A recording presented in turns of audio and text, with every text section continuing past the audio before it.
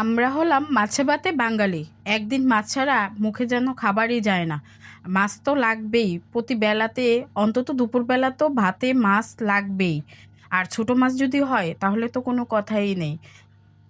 তবুও অনেকে ছোট মাছ খেতে পারে না, কিন্তু ছোট মাছে কিন্তু প্রচুর পরিমাণে পুষ্টি এবং ভিটামিন রয়েছে আমাদের শরীরের ও চোখের জন্য। আজকে আমি মলায়া মাছ ভুনা করেছি বা চচ্চড়ি, যে যেভাবে নেন। আমি যেভাবে চচ্চড়ি বা ভুনাটি করি আমি আজকে সেটাই দেখাচ্ছি। কাঁচাও করি, কিন্তু আজকে হালকা একটু ভেজে নিয়েছি, শুধু হলুদ মরিচ ও লবণের ফাঁকে নিয়ে। হ্যালো এভরিওয়ান, আসসালামু আলাইকুম। আমি সালমা আছি আপনাদের সাথে নতুন একটি রেসিপি নিয়ে। আজকে মলায়া মাছগুলো ভুনা করে ফেলেছি বা চড়চড়ি করেছি, তবে হালকা ভেজে। আজকে কিন্তু কাঁচা করিনি। এর আগে আমি বলে নিচ্ছি, আমার বাড়িতে বা অনেকের বাসায় এরকমটি হয়, এক একজনের পছন্দ এক এক রকম থাকে।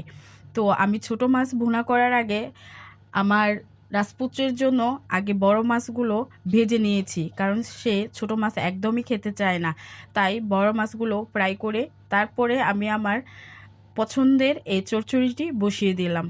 তারপরে আমি কিছু আলু আর পেঁয়াজ কুচি দিয়েছি, তবে টমেটো থাকলে টমেটো দিতাম, আজকে টমেটো বাসায় ছিল না। তারপর কাঁচামরিচ দিয়ে ভালো করে ভেজে এটি হালকা পরিমাণ পানি দিয়ে সিদ্ধ করে নিয়েছি, হলুদ মরিচ ও লবণের ফাঁকি দিয়ে। সবগুলো মশলাই স্বাদ মতো ও পরিমাণ মতো দিয়েছি।